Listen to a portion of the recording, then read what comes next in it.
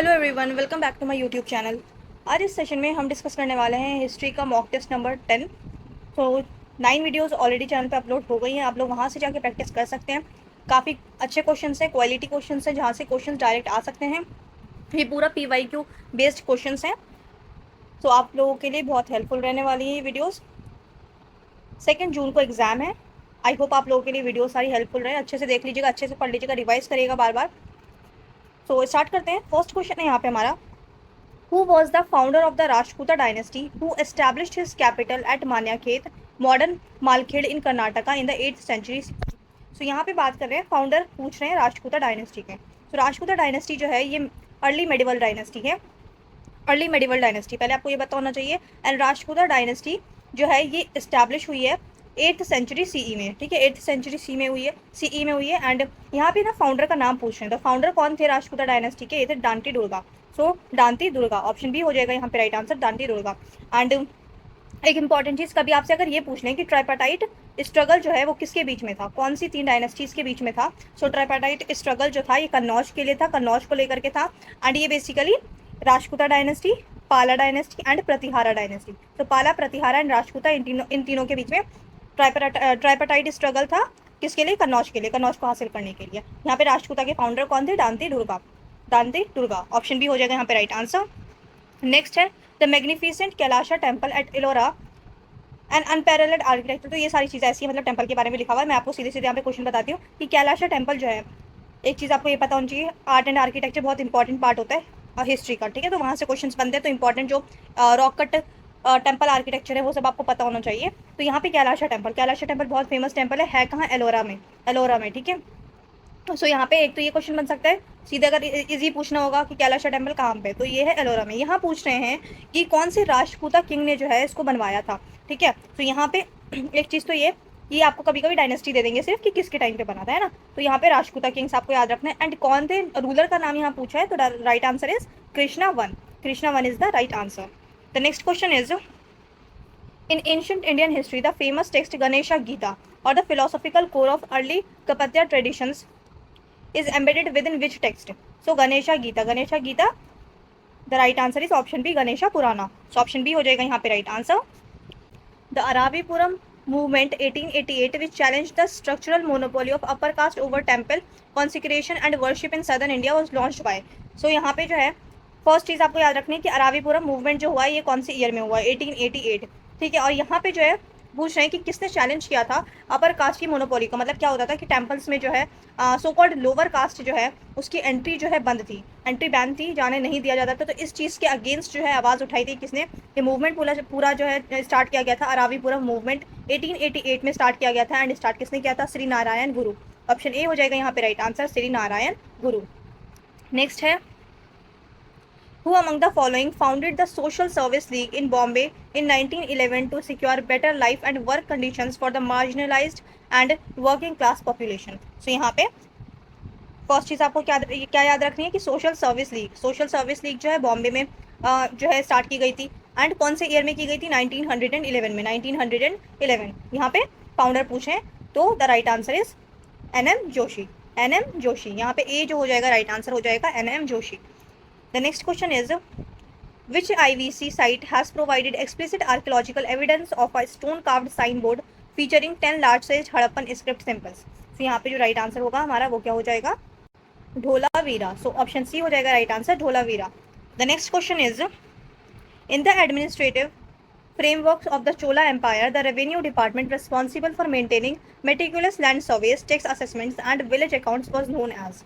So यहाँ पे चोला empire से रिलेटेड पूछे कि चोला एम्पायर में जो एडमिनिस्ट्रेटिव पूरा फ्रेमवर्क था, ठीक है, एडमिनिस्ट्रेटिव फ्रेमवर्क जो था, तो इसमें रेवेन्यू डिपार्टमेंट होता था। रेवेन्यू डिपार्टमेंट जो है वो रिस्पॉन्सिबल था क्या क्या मेंटेन करने के लिए? एक तो लैंड का सर्वे करवाने के लिए, टैक्स असेसमेंट्स के लिए एंड विलेज अकाउंट्स के लिए। तो यहाँ पे पूछ रहे हैं कि उसके लिए जो टर्म है वो कौन सी टर्म यूज़ की जाती थी। तो यहाँ पे जो टर्म यूज़ की जाती थी वो कौन सी की जाती थी?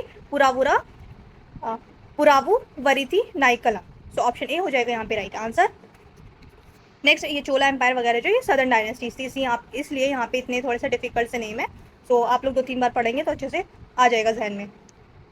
नेक्स्ट है the famous western Chalukyan king Pulakesin II who successfully halted the southern southward expansion of emperor Harsha at the Narmada river was commemorated in the famous eye hole inscription composed by his court poet? So the right answer is Ravi Kirti. So option B हो जाएगा right answer, Ravi Kirti. So Ravi Kirti जो है court poet थे किसके? चालुक्यन के king Pulakeshin to. And इनकी जितनी भी जो पुलकेशिन टू थे, इन्होंने जो भी वॉर वगैरह जो है जिसमें विक्ट्री पाई थी, तो वो बेसिकली ये लोग क्या होता था कि इंस्क्रिप्शन हमें मिले हैं, तो वहाँ से पता चलता है। तो कौन सा इंस्क्रिप्शन, जिस इंस्क्रिप्शन से हमें ये सारी चीज़ें पता चलती है कि साउथवर्ड एक्सपेंशन क्या था, चालुक्यन किंग ने, हर्षा ने नर्मदा रिवर क्रॉस की थी, तो ये सारी चीज़ें जो है जो इंस्क्रिप्शन बेसिकली कौन सा इंस्क्रिप्शन था? आई होल इंस्क्रिप्शन। एक तो आपसे इंस्क्रिप्शन का नाम पूछ सकते हैं, इंपॉर्टेंट होता है, ठीक है। सो आई होल इंस्क्रिप्शन, एंड यहाँ पे बेसिकली पूछें कि आई होल इंस्क्रिप्शन किसने कंपोज करवाई थी, तो एक तो आपको ये बताना चाहिए कि कोर्ट पोएट ने करवाई थी, पुलकेशिन के कोर्ट पोएट ने, ठीक है। एंड उसका नाम क्या था? रवि कीर्ति। ऑप्शन बी हो जाएगा यहाँ पे right answer, Ravi Kirti.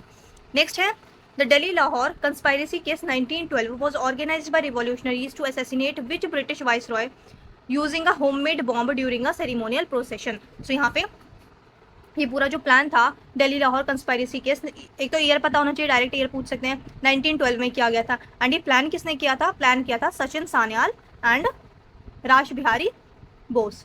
Sachin Sanyal and राश Bihari Bose, तो ये दोनों इंपॉर्टेंट लीडर थे। क्या प्लानिंग थी? प्लानिंग ये थी कि जब वॉइस रॉय आएगा इंडिया, चांदनी चौक में पूरा सजाया गया था बेसिकली, कि वहाँ से उसकी पूरा काफिला गुजरेगा, तो वहीं प्लान किया गया था कि चांदनी चौक में ही बॉम्ब जो है, बॉम्ब से उसको उड़ा दिया जाएगा, बॉम्ब गिरा दिया जाएगा ताकि वो मर जाए वहीं पे, ठीक है, चांदनी चौक पे, दिल्ली की चांदनी चौक में। तो ये जो है दिल्ली, इसी को बोला गया दिल्ली लाहौर कंस्पायरेसी केस, और हुआ कब था? 1912 में, ठीक है, 1912 में हुआ था। एंड जो इसके मेन जिन लोगों ने पूरा प्लान किया था वो कौन थे? एक तो थे सचिन सान्याल और एक थे राश बिहारी बोस, ठीक है। तो ये बहुत इंपॉर्टेंट चीज़ें हैं मैंने आपको बताई। अब यहाँ पे जो पूछ रहे हैं वॉइस रॉय का नाम पूछ रहे हैं, तो किसके अगेंस्ट पूरा प्लान किया गया था? So lord Hardinge, lord Hardinge. Option B हो जाएगा right answer, lord Hardinge. Next है which British governor general sign the historic treaty of Amritsar 1809 with Maharaja Ranjit Singh establishing the Sutlej river as the formal boundary line?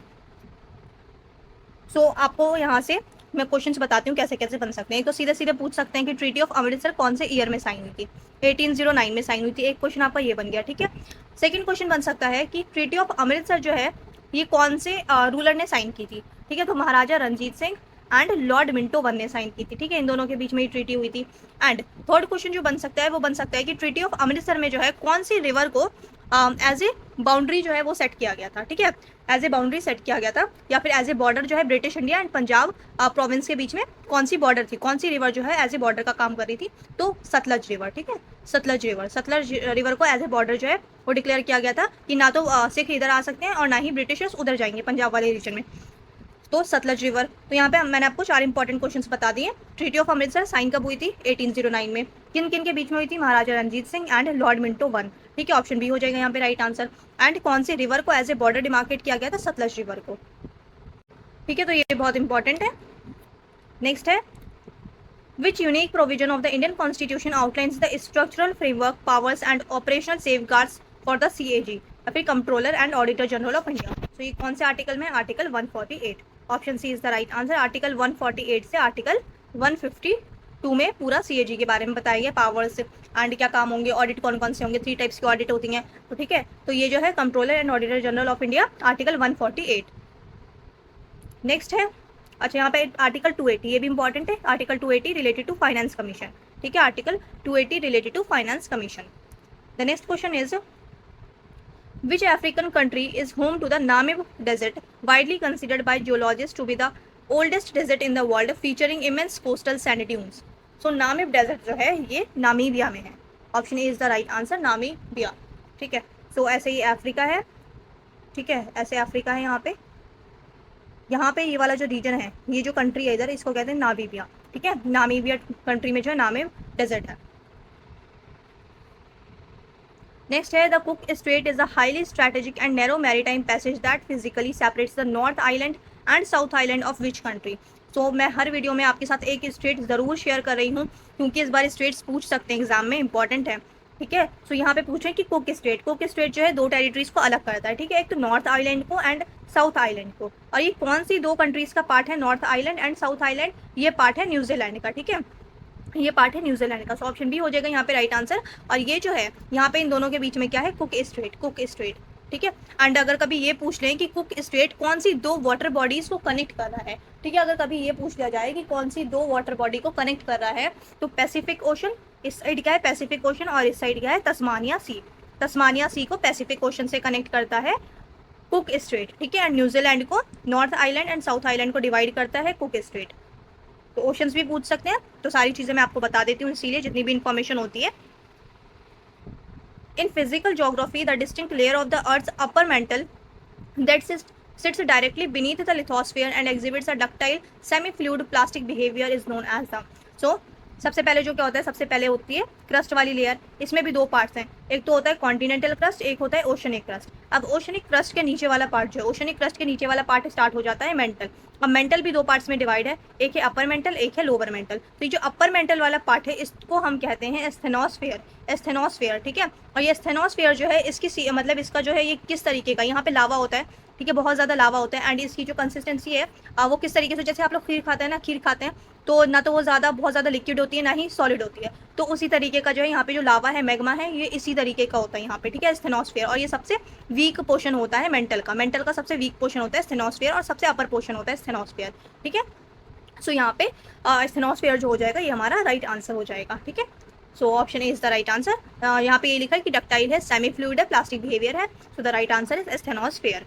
The next question is which unique national park in India located in the state of Assam is home to the world's highest density of the endangered one-horned rhinoceros, often dubbed as mini Kaziranga? So यहाँ पे right answer हो जाएगा पोबिटोरा wild life sanctuary या फिर Pobitora wild national park. So option B is the right answer. अच्छा, यहाँ पे मानस national park भी असम में ही है, औरांग नेशनल पार्क भी असम में ही है, and Dibru Saikhowa national park भी असम में ही है। And Dibru Saikhowa national park से रिलेटेड एक चीज़ आपको पता होनी चाहिए, smallest national park of India है, smallest national park of India Dibru Saikhowa national park, ठीक है। तो ये आपको पता होना चाहिए, फैक्ट पूछ सकते हैं। सो स्मॉलेस्ट नेशनल पार्क इंडिया का डिब्रू सिखोवा, और ये चारों ही कहाँ हैं, असम में। नाम जो है अच्छे से ध्यान में रखिएगा, पूछ सकते हैं एग्जाम में। Which landlocked Indian state shares its international boundaries with two distinct foreign countries, Bhutan to its north and Bangladesh to its south? So अगर हम बात करते हैं असम की, तो असम जो है इस तरीके से है, ठीक है। यहाँ पे जो है मेघालय वाला रीजन है, एंड यहाँ पे जो है बांग्लादेश शुरू हो जाता है, ठीक है। बांग्लादेश ऐसे करके यहाँ पे शुरू हो जाता है। इसके नॉर्थ में क्या है, इसके नॉर्थ में ये टच करता है भूटान को, भूटान से बॉर्डर टच होती है, एंड यहाँ पे बांग्लादेश से बॉर्डर टच होती है ना, इधर से बांग्लादेश से बॉर्डर टच होती है। सो ये राइट आंसर हो जाएगा Assam. Option B is the right answer, Assam. Next है the Mahi river is geographic famously known in India because it is the only major river that crosses which latitude line twice during its flow? So basically पूछें, जो माही river है ये जो है कौन सी line को, कौन सी इमेजिनरी लाइन को दो बार कट करती है, ठीक है, इस तरीके से कट करती है। तो इंडिया से कौन सी लाइन गुजरती है, इंडिया से ट्रॉपिक ऑफ कैंसर पास होता है, तो ट्रॉपिक ऑफ कैंसर पास होता है और इसी ट्रॉपिक ऑफ कैंसर को माही रिवर दो बार कट करती है, ठीक है, दो बार क्रॉस करती है। तो यहाँ पे राइट आंसर हो जाएगा ट्रॉपिक ऑफ कैंसर, ठीक है। अगर कभी आपसे ये पूछ लें कि कौन सी रिवर है जो इक्वेटर को दो बार क्रॉस करती है, तो वो कौन सी रिवर है, जायर रिवर। जायर रिवर जिसे कॉन्गो रिवर भी कहते हैं, जायर रिवर और कॉन्गो रिवर, ये रिवर जो है इक्वेटर को दो बार पास करती है, इसी तरीके से जैसे हमने माही रिवर देखा। Then Tropic of Cancer, Tropic of Capricorn. अगर ट्रॉपिक ऑफ कैप्रिकॉन पूछ ले कि कौन सी ऐसी रिवर है जो ट्रॉपिक ऑफ कैप्रिकॉन को दो बार कट करती है, तो कौन सी रिवर है ट्रॉपिक ऑफ कैप्रिकॉन को जो कट करती है दो बार, रिवर लिम्पोपो, रिवर लिम्पोपो, ठीक है, Limpopo river, Tropic of Capricorn, Mahi river, Tropic of Cancer, and Zaire river या फिर कॉन्गो रिवर, इक्वेटर। तो ये तीनों ही आपको पता होना चाहिए। नेक्स्ट है, अच्छा एक इंपॉर्टेंट फैक्ट यहाँ पे और बता देती हूँ मैं आपको। ट्रॉपिक ऑफ कैंसर जो है वो इंडिया के 8 स्टेट से गुजरता है, इंडिया के 8 स्टेट से गुजरता है, एंड ये 8 स्टेट्स आपको पता होने चाहिए, एग्जाम में पूछा जाता है। सो गुजरात, राजस्थान, मध्य प्रदेश, छत्तीसगढ़, झारखंड, ओडिशा, वेस्ट बंगाल, त्रिपुरा एंड मिजोरम, ठीक है, त्रिपुरा एंड मिजोरम। तो ये आपको बहुत अच्छे से पता होना चाहिए सारे स्टेट्स के नाम। नेक्स्ट है, who was the first Indian woman to serve as the president of the United Nations General Assembly 1953? तो कौन सी फर्स्ट इंडियन वुमेन थी जो यूएन की जो है सेक्रेटरी बनी थी, यूएन जनरल असेंबली में जो है प्रेसिडेंट बनी थी? सो यहाँ पे राइट आंसर हो जाएगा Vijay Lakshmi Pandit, Vijay Lakshmi Pandit is the right answer, option B. Year कौन सा था, 1953, ईयर भी पूछ सकते हैं। What term is used in astronomy to describe the specific point in a planet's elliptical orbit where it is closest to the sun? ठीक है, तो यहाँ पे पूछ रहे हैं कि अर्थ जो है सन के सबसे क्लोज कब होता है ना, तो सबसे क्लोज जब होता है तो उस टाइम को क्या कहते हैं, perihelion. Option B is the right answer, and ये कब होता है, ये हर साल 4 जनवरी, 4 जनवरी सन के सबसे पास होता है अर्थ, उसे कहा जाता है पेरीहीलियन, पेरीहीलियन। एंड हीलियन क्या होता है? हीलियन रिलेटेड टू सन, ठीक है, हीलियो रिलेटेड टू सन। सो ऐसे याद कर सकते हैं आप, पी है तो पास पास, ठीक है, तो अर्थ जो है सन के पास कब होता है? पेरीहीलियन में, 4 जनवरी, ठीक है। एपहीलियन क्या है? एपहीलियन जो है, ऐप मतलब ऐसे आप ऐप को याद कर सकते हैं फार से, मतलब जब दूर होता है। सो जब अर्थ जो है सबसे ज्यादा दूर होता है सन से, तो उस वाले टाइम को क्या कहते हैं? एपहीलियन, एपहीलियन, ठीक है। एंड पेरीहीलियन पास वाले। अब ये एपोजी एंड पेरीजी क्या है? सो एपोजी ऐप से मैंने आपको बताया फार यानी कि दूर, और ये एपोजी जो है ये मून के लिए, जब मून अर्थ से बहुत दूर होता है, ठीक है, दूर होता है तो उसको कहते हैं एपोजी, एंड जब मून अर्थ के पास होता है तो उसको कहते हैं पेरीजी, ठीक है। और ये हीलियन जो है, हीलियन को आप सन से याद रखिएगा। तो यहाँ पे चारों इंपॉर्टेंट है, मैंने आपको बता दिया है चारों। नेक्स्ट है the structural design of the preamble to the Indian constitution was fundamentally inspired by the objective resolutions drafted and moved in the Constituent Assembly by. तो यहाँ पे पूछ रहे हैं कि बता रहे हैं पहले तो कि प्रियम्बल जो है वो किसके ऊपर बेस्ड है। अच्छा, डायरेक्ट आपसे ये पूछ सकते हैं कि प्रियम्बल किसके ऊपर बेस्ड है? प्रियम्बल बेस्ड है ऑब्जेक्टिव रिजोल्यूशन के ऊपर, ऑब्जेक्टिव रिजोल्यूशन। एंड ये ऑब्जेक्टिव रिजोल्यूशन जो है ये मूव किसने किया था? कॉन्स्टिट्यूंट असेंबली में। ये किया था जवाहरलाल नेहरू ने। डेट पूछ सकते हैं, डेट कौन सी थी? 13 दिसंबर 1946, 13 दिसंबर 1946 को ऑब्जेक्टिव रिजोल्यूशन जवाहरलाल नेहरू ने कॉन्स्टिट्यूंट असेंबली में मूव किया था। एंड इसको अडॉप्ट कब किया है? कॉन्स्टिट्यूंट असेंबली ने इसको अडॉप्ट किया था 22 जनवरी 1947। ये डेट्स बहुत इंपॉर्टेंट है, ठीक है। अडॉप्ट किया था कॉन्स्टिट्यूंट असेंबली ने 22 जनवरी 1947, मूव किया गया था जवाहरलाल नेहरू ने किया था 13 दिसंबर 1946 को।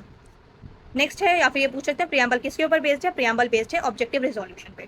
नेक्स्ट है the Sultan Azlan Shah cup is an internationally acclaimed annual field tournament associated exclusively with which sport? The right answer is field hockey. Option C हो जाएगा यहाँ पे राइट आंसर, फील्ड हॉकी।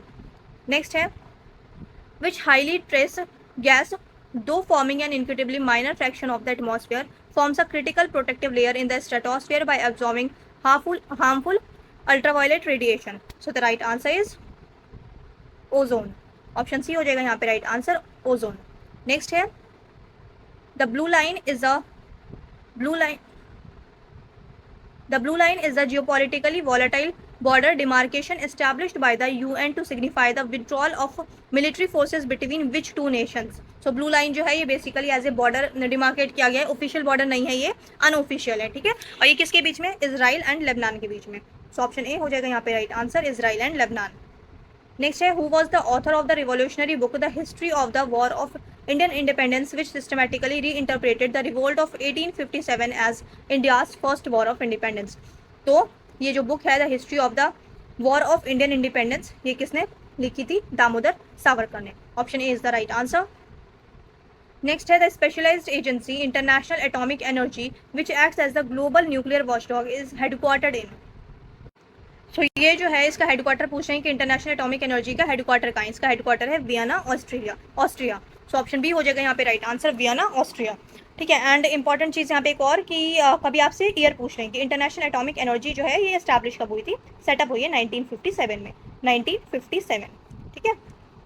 सो यहाँ पे जितनी भी इंपॉर्टेंट इन्फॉर्मेशन थी ये सब मैंने आपके साथ शेयर किया है। आई होप आप लोगों को वीडियो अच्छी लगी होगी। चैनल पे नए हैं तो सब्सक्राइब कर लें, वीडियो अच्छी लगे तो लाइक कर दें, अपने दोस्तों के साथ भी शेयर करें। अब मिलते हैं नेक्स्ट सेशन में।